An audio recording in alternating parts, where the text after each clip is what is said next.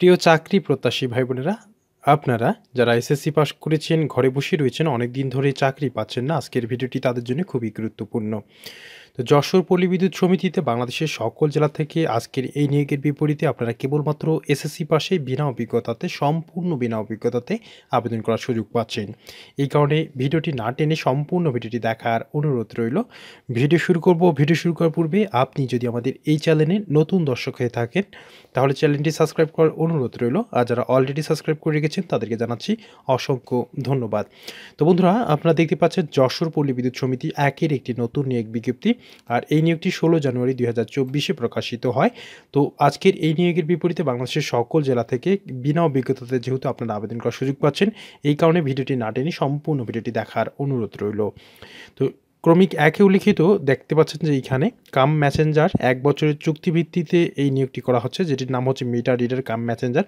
33টি শূন্যপদের বিপরীতে আবেদন করার সুযোগ পাচ্ছেন। বয়সসীমা 18 থেকে 25 বছর বয়সী যারা রয়েছেন তারা আবেদন করতে পারবেন। বেতন হচ্ছে প্রবেশ বেতন কাঠামো 2016 অনুযায়ী মূল বেতন 14,700 টাকা এবং এছাড়াও অন্যান্য ভাতাদি প্রদেয় হবে। আজকের এই নিয়োগের বিপরীতে আপনারা এসএসসি অথবা মাদ্রাসা থেকে কিংবা বিএম শাখা থেকে যদি এসএসসি পাস করে থাকেন, সেই ক্ষেত্রেও আবেদন করার সুযোগ পাচ্ছেন।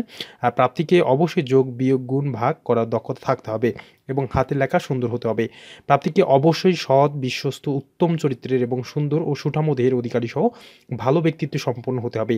গ্রামগঞ্জের প্রত্যন্ত এলাকায় গিয়ে রিডিং গ্রহণ এবং বিল বিতরণের কাজ করার মান মানসিকতা থাকতে হবে এবং প্রবেশের লক্ষ্য ও কর্মসূচি সম্পর্কে গ্রাহককে অবহিত করতে হবে।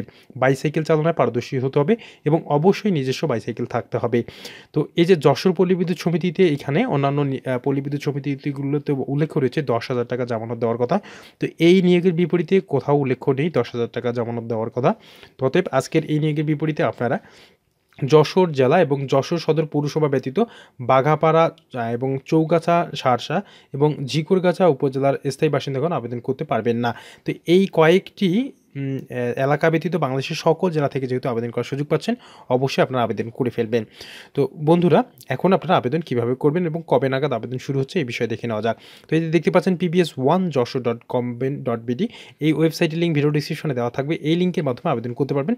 তো অনলাইনে আবেদন শুরু হচ্ছে 22 জানুয়ারি 2024 সকাল 10টা হইতে এবং শেষ হচ্ছে 12 ফেব্রুয়ারি 2024 বিকাল 5টা পর্যন্ত। তো উক্ত সময়সীমার মধ্যে যারা পল্লী বিদ্যুৎ সমিতিতে চাকরি করতে ইচ্ছা রাখেন, অবশ্যই আবেদন করে ফেলবেন। তো বন্ধুরা, আশা করি আজকের এই ভিডিওটি আপনাদের অনেক ভালো লেগেছে। আর এই ভিডিওটি যদি ভালো লেগে থাকে তাহলে অবশ্যই একটি লাইক দিয়ে যাবেন।